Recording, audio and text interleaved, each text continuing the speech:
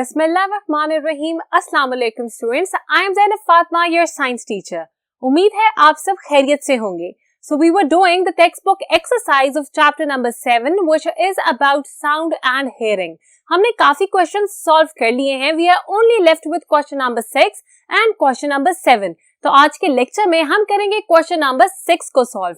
तो आइए चलते हैं बोर्ड की तरफ. सो स्टूडेंट्स, आपके क्वेश्चन नंबर 6 में आपको 3 तरह की वेव्स गिवन है.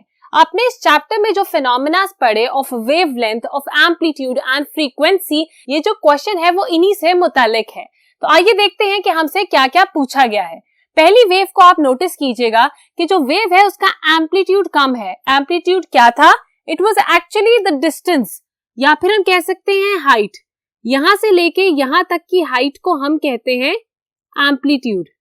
तो ये है आपका एम्पलीट्यूड. आपने देखा कि इसका एम्पलीट्यूड कम है और जो वेव 2 है हमारी, उसका एम्पलीट्यूड ज्यादा है.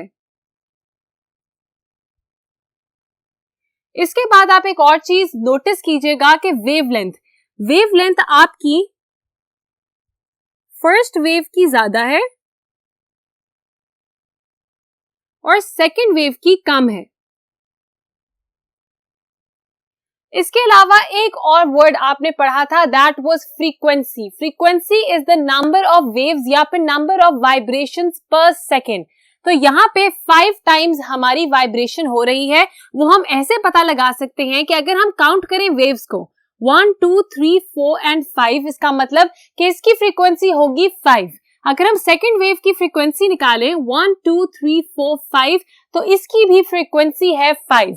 मगर आप अगर थर्ड वेव को देखें और इसकी फ्रीक्वेंसी काउंट करें, मतलब नंबर ऑफ वेव्स को काउंट करें, then you will see that 1, 2, 3, 4, 5, 6, 7 frequency होगी वेव 3 की. इसका मतलब कि इसकी फ्रीक्वेंसी ज्यादा है. I will write F as frequency, और इसका मतलब है कि इसकी फ्रीक्वेंसी हाई है. हाई फ्रीक्वेंसी का मतलब है कि इसकी पिच भी हाई होगी. यही वो सारे कॉन्सेप्ट्स थे जो कि आपने चैप्टर 7 में पढ़े. तो अब जो क्वेश्चंस हैं इन वेव से मुतालिक, आप उनको बहुत आसानी से सॉल्व कर सकते हैं. आइए देखते हैं कि पहला क्वेश्चन क्या है. How is sound 1 and 2 different? Sound 1 और साउंड 2 किस तरह से मुख्तलिफ हैं? How is sound 1 different from sound 2? आइए देखते हैं कि मैंने आंसर में क्या लिखा. Sound 1 has a lower amplitude than sound 2. Sound 1 का जो एम्पलीट्यूड है, जो मैंने आपको बताया हाइट है आपकी वेव की, वो कम है as compare to the amplitude of wave 2. मतलब जो हाइट है आपकी वेव 2 की वो ज्यादा है एज कंपेयर टू वेव 1. यही आप लिखेंगे इसके आंसर में, that sound 1 has a lower amplitude. आपने देखा कि हाइट कम है एज कंपेयर टू साउंड 2, क्योंकि साउंड 2 का एम्पलीट्यूड ज्यादा है. This was the answer to question number 1. आइए देखते हैं कि question number 2 क्या है. Question number 2 is, how is sound 1 and 3 different? Sound 1 और 3 कैसे different हैं एक दूसरे से? सबसे पहले आपने देखा कि sound 1 ये है और sound 3 ये है. मैंने आंसर में लिखा sound 3 has a higher frequency than sound 1. हमने इसकी number of waves भी काउंट की और हमने इसकी भी number of waves काउंट की. इसकी फ्रीक्वेंसी थी 5 और इसकी फ्रीक्वेंसी थी 7. इसका मतलब that the frequency of sound 3 is greater than the frequency of sound 1. यही आप लिखेंगे as an answer to question number 2. मुझे उम्मीद है कि आप मेरे साथ साथ तमाम आंसर्स नोट डाउन कर रहे हैं. Now we are moving towards question number 3. So question number 3 is, which sound has the highest amplitude? हमारे पास 3 साउंड्स गिवन थी, साउंड 1, साउंड 2 एंड साउंड 3. कौन सी ऐसी साउंड है जिसका एम्पलीट्यूड सबसे ज्यादा है? तो आइए देखते हैं डायग्राम में कि वो कौन सी साउंड थी जिसकी वेव की जो हाइट है वो सबसे ज्यादा थी. तो आपने देखा स्टूडेंट्स के यहाँ पे हाइट कम है, यहाँ पे हाइट कम है, मगर यहाँ पे जो हाइट है आपकी वेव की वो सबसे ज्यादा है. इसका मतलब that the amplitude of sound 2 will be the greatest. यही लिखेंगे आप इसके आंसर में.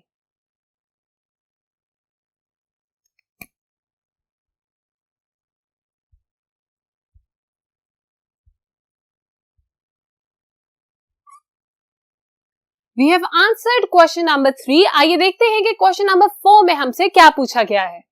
Question number 4 says which sound has the highest frequency? कौन सी ऐसी साउंड थी जिसकी फ्रीक्वेंसी सबसे ज्यादा थी? तो आइए दोबारा देखते हैं अपनी डायग्राम में कि कौन सी साउंड ऐसी है जिसके अंदर वेव्स ज्यादा हैं. So the number of waves in sound 1 is 5. 1, 2, 3, 4, 5. Sound 2 में 1, 2, 3, 4, 5 and sound 3 में 1, 2, 3, 4, 5, 6, 7. इसका मतलब that number of waves सबसे ज्यादा है sound 3 में, इसीलिए यहाँ मैंने लिखा कि frequency is greater, the pitch will be greater. इसका मतलब हम आंसर में लिखेंगे sound 3.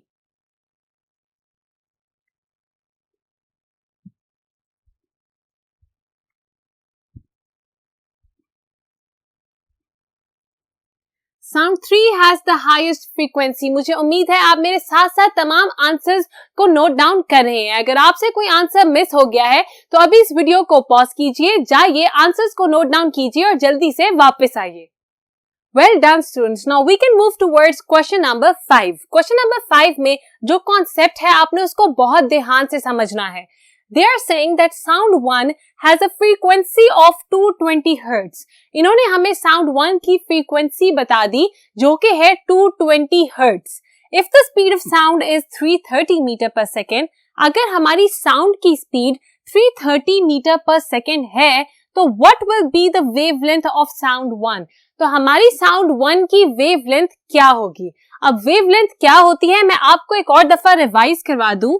That if this is a wave, तो हमारी wavelength होगी the distance between two waves. हम टॉप से ये डिस्टेंस मेजर कर सकते हैं और वेवलेंथ को डिनोट या रिप्रेजेंट किया जाता है इस सिंबल के साथ. तो ये हुई हमारी वेवलेंथ. अब हमने कैलकुलेट करनी है वेवलेंथ जबकि हमारे पास फ्रीक्वेंसी और स्पीड गिवन है.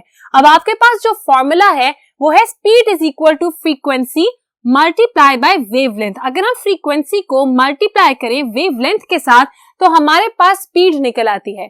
ये फॉर्मूला आपने अपने चैप्टर में पढ़ा. अगर आपने इससे पिछला लेक्चर सुना होगा तो मैंने आपको बताया कि अगर इज इक्वल टू के उस तरफ से हम कोई वैल्यू उठा के इधर लाएं तो उसका फंक्शन बदल जाता है. फॉर एग्जाम्पल अगर यहाँ हमारी वेवलेंथ मल्टीप्लाई हो रही है फ्रीक्वेंसी के साथ तो अगर हम फ्रीक्वेंसी को इधर लेके आएंगे तो फ्रीक्वेंसी स्पीड के साथ डिवाइड होगी, उसका फंक्शन मल्टीप्लिकेशन से डिवीजन हो जाएगा. तो इसका मतलब कि हमारी वेवलेंथ का फॉर्मूला क्या हुआ?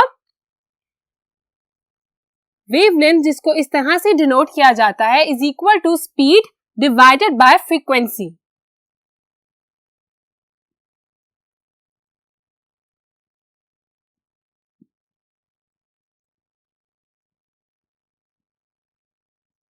अब आपके पास स्पीड की वैल्यू भी गिवन है और फ्रीक्वेंसी की भी, व्हिच इज 220 हर्ट्ज हमारी फ्रीक्वेंसी है और 330 मीटर पर सेकेंड हमारी स्पीड है. तो अगर हम स्पीड को दैट इज 330 मीटर पर सेकेंड डिवाइड कर दें 220 say that is the frequency, तो हमारे पास क्या आंसर आएगा? अभी अपने कैलकुलेटर्स निकालिए and divide 330 with 220. Exactly students हमारा आंसर होगा 1.5 मीटर. इसका मतलब that 1.5 metre is actually the wavelength of sound 1 जो कि हमने बहुत आसानी से कैलकुलेट कर ली. मुझे उम्मीद है कि आपने ये कॉन्सेप्ट बहुत अच्छे तरीके से समझा होगा. We are only left with one question, तो आइए उसको भी सॉल्व कर लेते हैं. So question number 6 में हमसे एक बहुत आसान बात पूछी हुई है. It says what is the frequency of sound 3? Sound 3 की फ्रीक्वेंसी क्या है? मैंने आपको बताया कि आपने वेव्स काउंट करके ये बात बता देनी है कि फ्रीक्वेंसी क्या है. हमने साउंड 1 की वेव्स भी काउंट की, दैट वो 5. हमने साउंड 2 की वेव्स भी काउंट की, दैट वो 5. जब हमने साउंड 3 की वेव्स काउंट की तो दे वर 7. इसका मतलब that the frequency of sound 3 is 7 hertz. आप यही लिखेंगे इसके आंसर में. और आपको ये भी पता होना चाहिए कि ये वो साउंड है जिसकी फ्रीक्वेंसी सबसे ज्यादा थी, और ज्यादा फ्रीक्वेंसी का मतलब है कि इस आवाज की पिच भी हाई होगी। तो मुझे उम्मीद है कि आपने तमाम आंसर्स मेरे साथ साथ नोट डाउन किए होंगे और समझे भी होंगे।